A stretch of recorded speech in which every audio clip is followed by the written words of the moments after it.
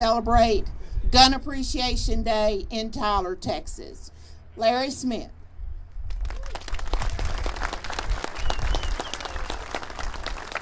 I want to first start off by thanking each and every one of you for coming out here and representing Gun Appreciation Day, and more so our Second Amendment rights and the Constitution and liberty itself.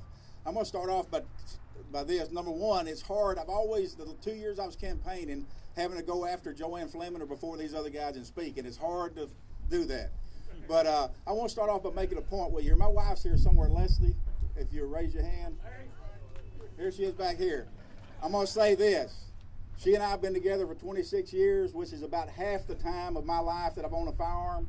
I've owned a firearm twice that long. I expect to keep both of them.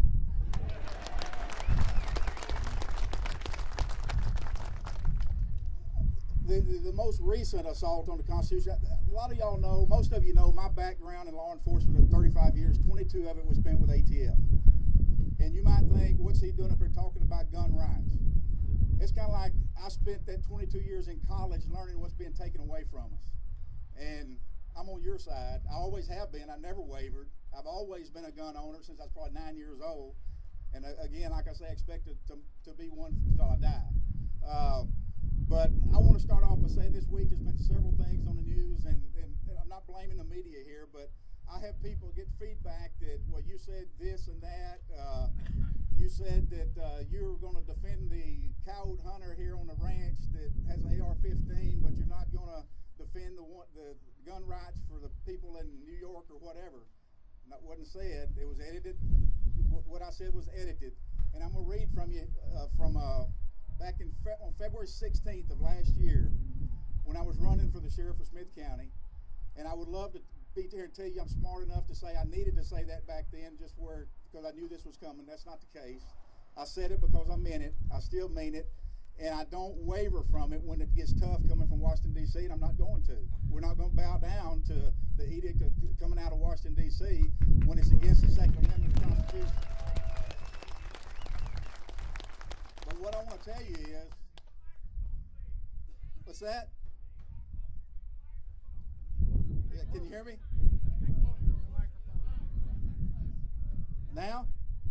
All right. Okay. I'm going to go ahead and read from you just an excerpt out of the February 16th, my pledge to the citizens of Smith County when I was running for the office of sheriff. And what it is the Mack versus the United States Supreme Court decision that was decided on June 27th of 1997. And this is Judge Scalia's opinion, that he wrote the opinion, and Sheriff Mack won that case in the Supreme Court.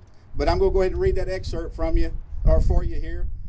Congress cannot compel the states to enact or enforce a federal regulatory program. Today we hold that Congress cannot circumvent that prohibition by conscripting the state's officers directly. The federal government may neither issue directives requiring the states to address particular problems, nor command the state's officers or those of their political subdivisions to administer or enforce a federal regulatory program. It matters not whether policy making is involved, and no case-by-case weighing of the burdens or benefits is necessary.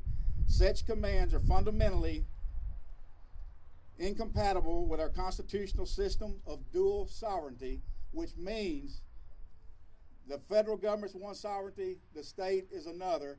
And like I said earlier in the week, the firearms issue would be better left to each individual state rather than the federal government trying to go against the Constitution.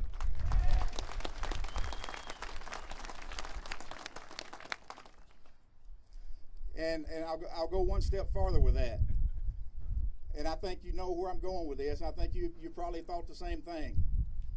We have a president now on a second term that used to be a state senator out of the city of Chicago.